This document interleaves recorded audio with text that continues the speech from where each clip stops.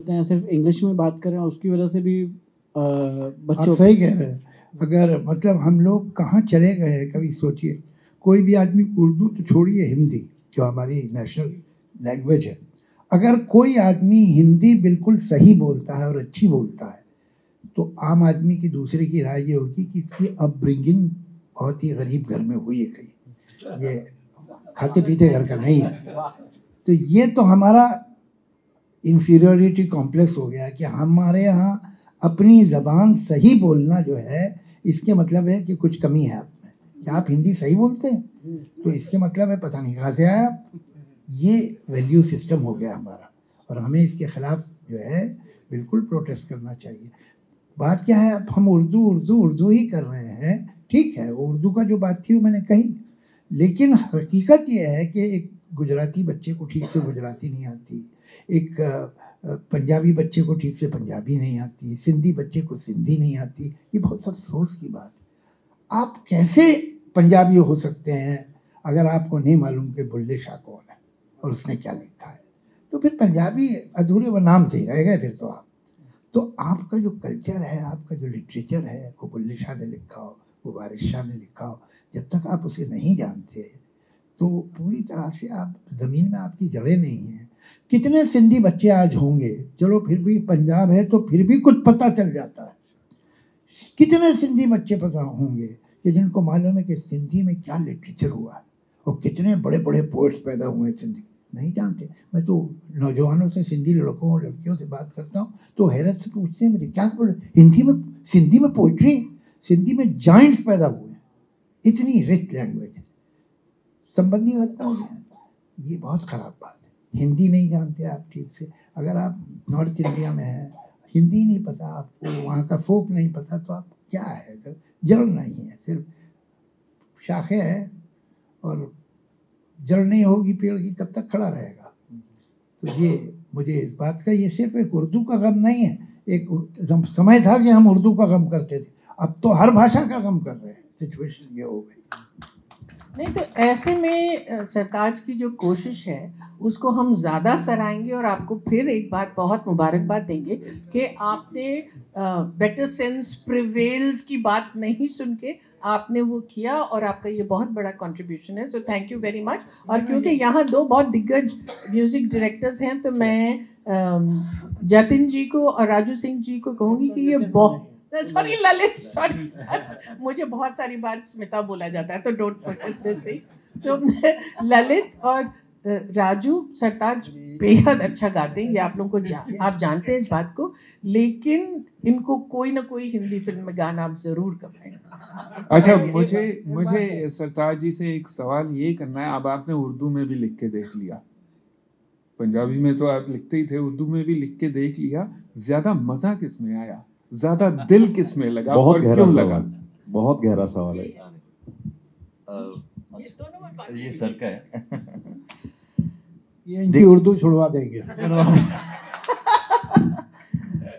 देखिए, जो मादरी जुबान है मेरी वो पंजाबी ही है, तो उसमें आसानी है, उसमें मतलब आप ऐसे बहते चले जाते हैं कि आपको शायद ख्याल भी नहीं रहता। ये उसकी रवानी, उसकी मादरी जुबान होने का मेरा फ़ायदा है। तो लज्जत की बात करें तो उर्दू, जाहिर सी बात है, जब आप नई कोई चीज़ चखते हैं तो वो ज़्यादा टेस्टी लगती है ना। जैसे मैंने आपको कहा कि आप जो रोज़ चीज़ खा रहे हैं उसके अलावा एक नई चीज़ खाएं, अच्छा यार ये बड़ी अच्छी है, नई बड़ी है, तो उस हिसाब से मुझे बड़ा मज़ा आया। और जब आपकी तारीफ़ हो जाए उस पर, और ऐसे शख्स कर दें कि अच्छा वाह तलफ़ुज़ की दुरुस्तगी है, इतना मेरे लिए मतलब ऐसा है कि जैसे ऑस्कर मिल गया। तो मुझे आज भी याद है, 4-5 साल पहले मैं घर गया था शबाना जी के, तो हम लोग जब शूट करते थे तो एक ही होटल में होते थे, ब्रिटेन में, द ब्लैक प्रिंस। तो वहाँ ब्रेकफास्ट करते हुए मैंने इनको कभी सुनाना कि अच्छा ये देखिए मैं ऐसा भी लिखता हूँ, कि वो एक मेरा गाना ही था, तो मैंने कहा ये देखिए आपका नाम आता है इसमें, शबाना पल लड़खड़ाने लगे हैं। तो जब मैं घर गया तो सर भी वहीं थे इत्तेफाकन, तो ये कहते आप वो सुनाओ ना, वो जो आप मेरे लिए गाते हो। मैंने कहा नहीं नहीं नहीं नहीं नहीं सर बैठे, अब नहीं। पर इन्होंने तो फिर इन्होंने नहीं, आप सुनाओ। तो इन्होंने वो टेबल बजाया, मैंने कंपोजिशन गाई, और सर का मुझे आज याद है, आज भी इनका कॉम्प्लीमेंट था कि ये बहुत ताज़ा लग रहा है। तो मेरे लिए वो इतनी अहम चीज़ थी, मेरे ख्याल 5 या 6 साल से मेरे जहन में वो ऐसे टैटू की तरह छपा हुआ कि सर ने मुझे ये कॉम्प्लीमेंट दिया था। उस मेरे ख्याल से मेरे सबकॉन्शियस में वो बात होगी, इसलिए मैंने ये कदम उठाया है। सर एक छोटा सा करेक्शन करना था, वैसे बहुत इम्पोर्टेंट नहीं है, कि सर भी थे वहाँ इत्तेफाकन, मैं वहीं रहता हूँ।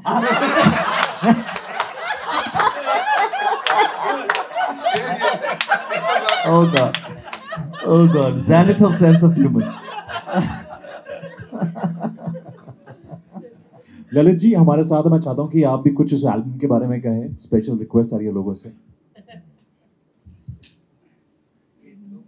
मुझे तो बड़ा मज़ा आया ये देख के कि आप गाते इतना अच्छा है, उसके बावजूद आपने इस प्रकार से उसका वीडियो बनाया। आपके शेरों का बहुत एक अलग कॉन्सेप्ट लगा मुझे, और मैं बिल्कुल एग्री करता हूँ कि अगर ये ज़ोर पकड़ जाए तो बहुत मज़ा आएगा। और मैं आपको बहुत मुबारकबाद देता हूँ and wish you all the best. और ज़रूर हम लोग मिलेंगे साथ में और कुछ आपके गानों पे जरूर। कल मैं चंडीगढ़ में था, तो एक जैसे वहाँ का जो हिंदी मीडिया है, तो वो कहते हैं कि चलिए कुछ इंटरव्यूज कर लेते हैं, जैसे दैनिक भास्कर एंड ऑल। तो उन्होंने कहा कि आपकी क्या उम्मीद है, आपने ये जो किया है। मैं अपने घर पे ही था, मैंने कहा देखिए उम्मीद तो कोई नहीं है, ख्वाहिश जरूर है। तो वो कह रहे वो क्या है। मैंने कहा कि मुझे ये लगता है कि जो लोग जिनकी अभी भी घर की ये जुबान है, जो शायद रोज़मर्रा में, जैसे मलेरकोटला में शायद कुछ लोग परी होंगे ऐसे शायद जो बोलते होंगे प्रॉबेबली, जैसे उन्होंने कहा कि लखनऊ या नॉर्थ इंडिया के काफ़ी इलाकों में जहाँ पे वो लिखते भी हैं, बोलते भी हैं, गाते भी हैं, उसमें उनको बस ये लग जाए कि यार ये एक सरदार लड़के ने कुछ करने की कोशिश की है, तो चलो इसको दाद दें थोड़ी बहुत, अगर कुछ गलती में है तो चलने दो, कोई बात नहीं। तो मेरी ये ख्वाहिश है कि उन लोगों तक ये मेरी बात पहुंचे, ताकि ये मोहब्बत का जो पैगाम है, ये ज़ुबानें, मुझे लगता है जैसे सर ने कहा, मैं अब थोड़ा कि उधर से आई है, उधर से मतलब मेरा सरहद पार से ही था, लेकिन उन्होंने मुझे करेक्ट किया कि ये हमेशा यहीं थी, यहीं बोली जाती थी, आज भी बोली जाती है। बहुत सारे लोग आज भी यहाँ पे घर पे भी बोलते हैं ये बात और ये ज़ुबान। लेकिन ये मसला ये है कि ज़ुबानें मज़हबों में बंट गई हैं। अब हम माने या ना माने, लेकिन ये हकीकत तो है ही कि ये इनकी ज़ुबान है, ये इनकी ज़ुबान है, पंजाबी सिखों की ज़ुबान है। तो उसका अभी मैं शबाना जी से बोल रहा था कि जैसे सर बोलते हैं, ऐसा लगता है कि ये बोलते ही जाएं, बस हम लोग ये माइक रखें। और जितनी ज़िंदगी की बारीकियाँ, मैं इनकी वीडियोस देखता रहता हूँ, जब गुलजार साहब आए थे, इनकी किताब रिलीज़ हुई थी, आज भी अगर मेरा यूट्यूब आप खोलोगे तो इनकी कन्वर्सेशन चल रही होती है। मुझे ये लगता है कि कई शख्स ऐसे होते हैं जो अपने फ़न से भी बड़े होते हैं, कई लोगों का फ़न उनसे बड़ा होता है, लेकिन जावेद सर ऐसे शख्स हैं जो अपने फ़न से बहुत बड़े हैं। मतलब ये वैसे ही बोलते हैं, शायरी ना भी करें तो वो मतलब इतनी बारीक जिंदगियाँ समझा जाते हैं। सर इस पे मुझे प्लीज़ एलैबोरेट थोड़ा सा करें कि ये जो ज़ुबानें मानी जाती हैं कि ये मज़हब की ये ज़ुबान है, इसको हम कैसे मतलब डिल्यूट कर सकते हैं किसी तरीके से। अब कोई ज़िद ही कर ले तो आप कुछ कर ही नहीं सकते, लेकिन हकीकत ये है कि दुनिया में बहुत से मुल्कों में पार्टीशन हुआ है। ऐसा नहीं है कि सिर्फ हिंदुस्तान में, बहुत से मुल्कों में पार्टीशन हुए हैं। लेकिन पार्टीशन हमेशा माइनॉरिटी मांगती है, हर जगह, all over the world. Minority कहती है हम तो इनसिक्योर्ड हैं, तो हम अलग मुल्क चाहते हैं। पाकिस्तान दुनिया का एक मुल्क है जिसमें मेजॉरिटी ने पार्टीशन मांगा। 10 करोड़ बंगालियों ने 7 करोड़ नॉन बंगाली से कहा हम अलग मुल्क चाहते हैं, बांग्लादेश जो बाद में बना। और उनका मेन इशू था बंगाली, हमको उर्दू नहीं पढ़नी है, हमें बंगाली पढ़नी है। वो सब मुसलमान थे। 10 करोड़ मुसलमानों ने कहा कि हमको बंगाली पढ़नी है, बंगाली। इसके आगे भी अगर कोई मजहब में सवाल डाल रहा है तो उसकी मर्जी। कहाँ है, क्या रियलिटी इसकी? पंजाबी क्या सिखों की ज़बान है? किसने कहा? तो पंजाब में जो हिंदू रहते हैं वो क्या जर्मन बोलते हैं? क्या बोलते हैं वो? पंजाबी बोलते हैं। पंजाबी पंजाब की ज़बान है, सिखों की ज़बान नहीं है। और जो सिख पैदा हुए हैं और पले बड़े हैं बिहार में, उन्हें एक वर्ड नहीं आता पंजाबी का, वो ठेठ बिहारी बोलते हैं।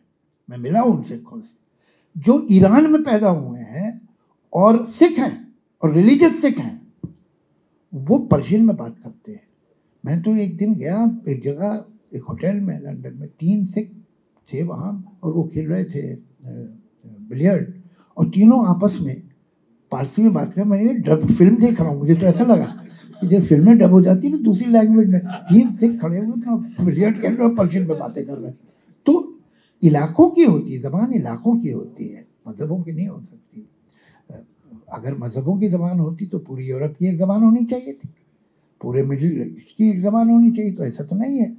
पूरे लैटिन अमेरिका की सब कैथलिक हैं, एक ज़बान होनी चाहिए थी, तो नहीं।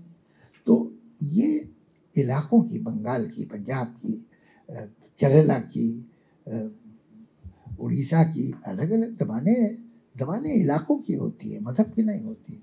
और ये झूठ बोला गया, ये जो 2 नेशन थ्योरी थी वो थ्योरी गलत थी। उस झूठ को निभाने के लिए एक झूठ ये भी था कि ये उर्दू जो है ये मुसलमानों की ज़बान। किन मुसलमानों की? तमिलनाडु में जो आज मुसलमान रहते हैं उनकी ज़बान है। मलयाली जो है मुसलमान बहुत हैं, 1/3 ऑलमोस्ट 1/3 पॉपुलेशन केरला की मुस्लिम। वो क्या बोलते हैं? उर्दू बोलते हैं। वहाँ का तो सबसे one of the biggest writers जो है वहाँ का लिटरेरी, जो कि 100% लिटरेट एक ही स्टेट है इंडिया में, वो है केरला। वहाँ का एक जो मेजर राइटर प्रोज का, उसका नाम है बशीर, जो टैगोर के बाद जिस राइट पोएट को बांग्लादेश मानता है उसका नाम है नजरुल इस्लाम, काजी नजरुल। ये उर्दू बोलते थे, ये उर्दू लिखते थे। ये गलत है। तो क्या कृष्णचंद्र की ज़बान उर्दू नहीं थी? कोई और ज़बान थी? ऐसा थोड़ी है। कृष्णचंद्र की उर्दू की ज़बान थी। कृष्णचंद्र जैसी उर्दू कौन लिखेगा?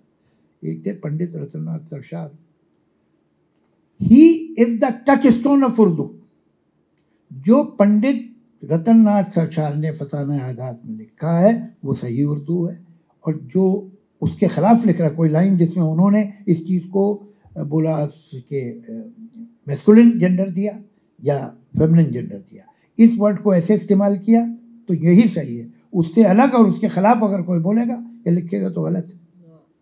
इतनी उनकी लैंग्वेज को करेक्ट माना जाता है। He is the touchstone, Pandit Ratannath Sarshar. तो ये सब तो कहने वाली बातें हैं। हकीकत ये है कि मज़हब तो लैंग्वेज हमसे मांगता है भाई। कोई ऊपर से खुदा ने तो कोई लैंग्वेज भेजी नहीं, सब इंसान। खुदा हमारी बनाई हुई लैंग्वेज में तो बात करता बेचारा, तो उसके पास अपनी कोई लैंग्वेज ही नहीं है। मज़हब में वो कहाँ से देगा लैंग्वेज? तो होगी तो देगा ना। जावेद साहब छोटा सा thank you so much media. Thank you we already done too. I want Ramesh Talwar ji to please say a line on this album. मैं बहुत ज़्यादा इम्प्रेस हुआ, मतलब मैं सच कह रहा हूँ कि एक तो जिस ढंग से टोटल पिक्चराइजेशन की, जिस ढंग से इन्होंने जो एक्सप्रेशन अपने दिए हैं, वो मैं मतलब खो गया था सारा उसमें। रियली बहुत बहुत मुबारक, बहुत अच्छा।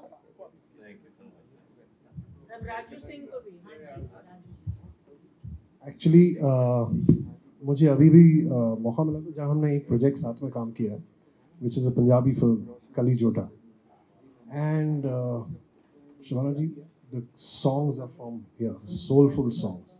तेरा रुतबा, wow, everybody is loving the songs. I think I did the music score for it, so मुझे तो आपका ये साइड पता ही नहीं था। तो we have more scope, not only Punjab to do Punjabi songs together, but of course Hindi also now. Hindi also, yeah.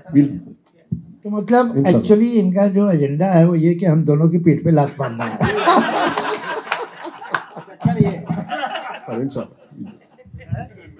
मतलब मैं हैरान हूँ, मतलब सच कैसे पकड़ लिया? Mic drop. Okay, thank you so much everyone media. But before we wrap, thank you so much. We're done with the question. We are short of time.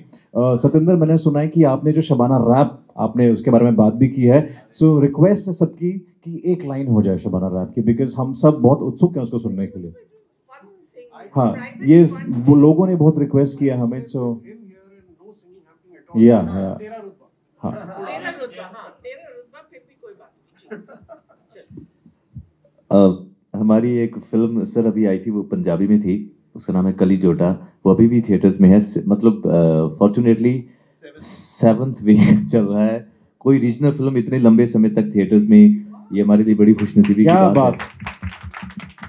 और most successful probably उसको माना जाता है रीजनल सिनेमा में अब तक। तो उसका एक वो पंजाबी में गाना है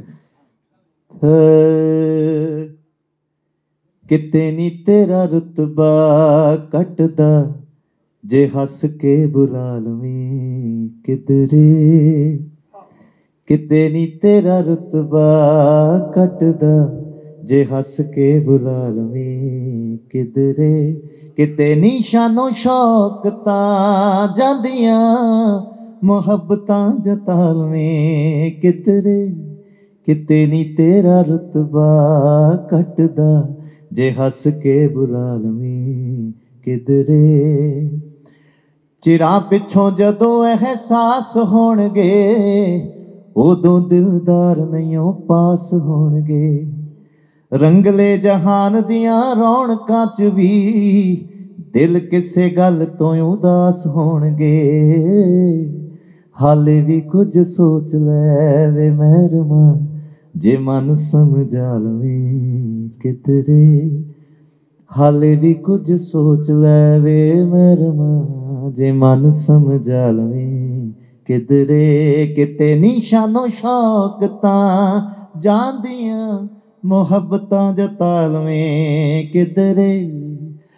काशनी खुमारियां दी लोर वेख ले, अज़लां तो आशिकी दी तोर वेख ले, अंबरां ते कीता ए बसेरा चन्न वे, दिलां दी जमीन ते चकोर वेख ले।